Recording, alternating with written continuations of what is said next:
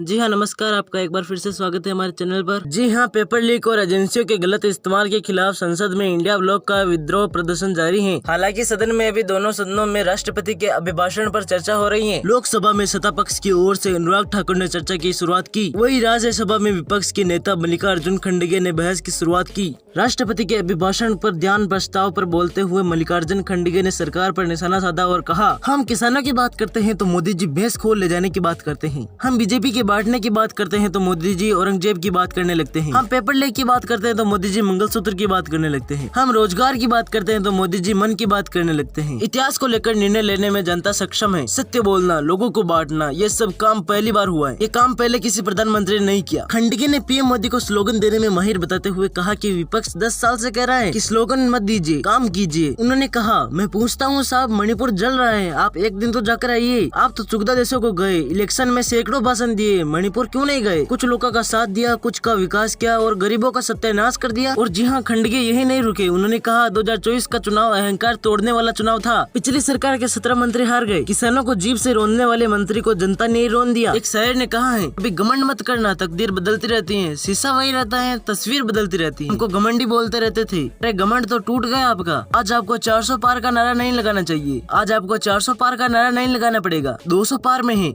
और वह भी बड़ी मुश्किल से आए। चुनाव ने दिखा दिया कि संविधान सब पर भारी है। मल्लिकार्जुन ने आगे कहा, इसी राज्यसभा में प्रधानमंत्री ने छाती ठोक कर विपक्ष को ललकारते हुए कहा था, एक अकेला सब पर भारी। लेकिन यह पूछना चाहता हूँ, एक अकेले पर आज कितने लोग भारी हैं? चुनावी नतीजे ने आज दिखा दिया है कि देश का संविधान और जनता सब पर भारी है। जी हाँ, आगे बोलते हुए कहा, लोकतंत्र में अहंकारी नारों की जगह नहीं है। और राष्ट्रपति महात्मा गांधी, संविधान निर्माता बाबा साहब, छत्रपति शिवाजी महाराज की मूर्तियां अपनी जगह से हटाकर पीछे कोने में रखा गया। ऐसे लोगों पर आप पीछे हटाकर कोई देखे नहीं, ऐसा कर दो। हमने मूर्तियां बिठाने के लिए लड़ाई लड़ी। खड़गे ने आगे कहा, 2024 का लोकसभा चुनाव पहला चुनाव था जिसमें संविधान का मुद्दा बना था। संविधान बचेगा तभी तो चुनाव हो पाएगा। ऐसे लोग भी हैं जिन्हें संविधान के नारे से भी दिक्कत है। संविधान का मुद्दा अभी भी है। विपक्ष को दरकिनार किया गया है। पहले डिप्टी स्पीकर की पोस्ट को खाली रखा है। आप संविधान के विपरीत काम करते रहते हैं। इसी राज्यसभा में प्रधानमंत्री ने कहा था, एक अकेला सब पर भारी। जनता ने दिखा दिया कि विपक्ष सब पर भारी है। लोकतंत्र में अहंकार नहीं चलता है। खड़गे ने संसद परिसर की मूर्तियों को शिफ्ट करने का मुद्दा उठाते हुए कहा, मूर्तियां